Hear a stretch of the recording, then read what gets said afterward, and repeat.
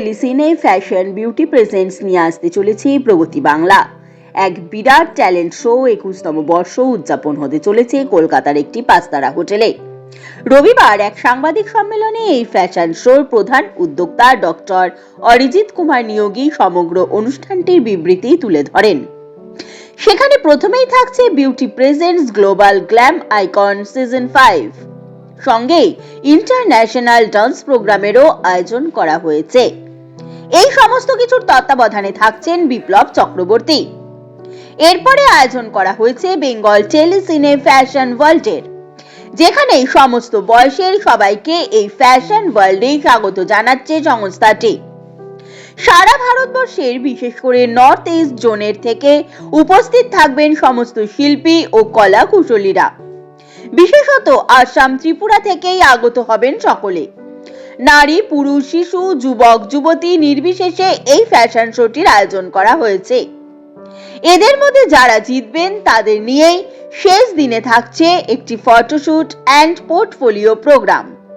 Dance কোরিওগ্রাফিতে থাকছেন মৌসুমী রায়, রীতা মাইতি, সঞ্জু বিজয়, পার্থ সাহা প্রমুখ ব্যক্তিত্বরা।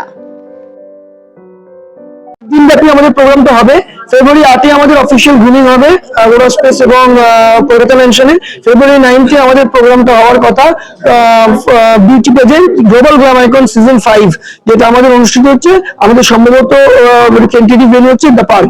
এবং তার সাথে সাথে আমাদের একটা ইন্টারন্যাশনাল ডান্স ফেস্টিভ্যাল আমরা আয়োজন করেছি। অ্যাজ ইউজুয়াল 5th ইয়ার এটা আমাদের হবে as a pillar of beauty pageant জিজিআই।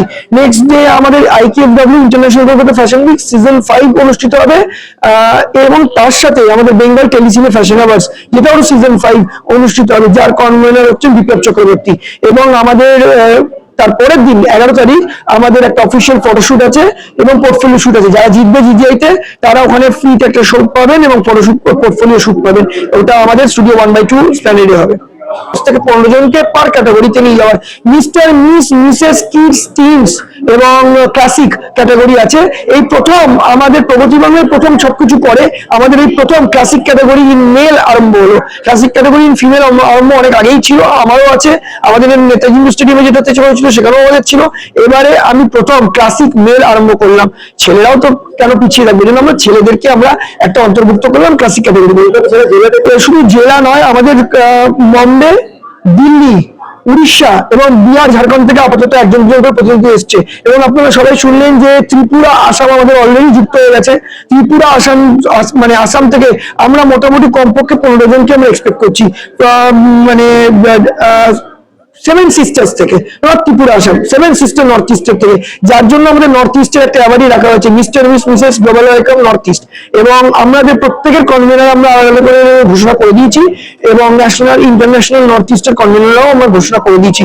এবং এই পুরো গ্রুমিং এবং কোরিওগ্রাফির পার্ট সামলাবেন মৌসুমী রায় এবং সঞ্জু বিজয়, এবং তার সাথে থাকবেন রীতা মাইতি এবং পার্থ শাহ, এবং আমাদের আইকেএফডব্লিউ থাকবেন মাধবীলতা মিত্র, এবং তার সাথে এনাদের সবাই থাকবেন।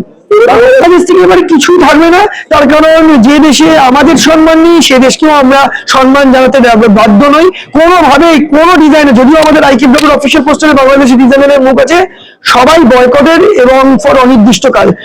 ডিজাইনার্স, মডেলস সবাই বয়কটের অনির্দিষ্টকাল, যতক্ষণ না ভারত প্রীতি ওদের মনে না জন্মাবে। আমাদের দেশে, আমাদের রাজ্যে নো এন্ট্রি।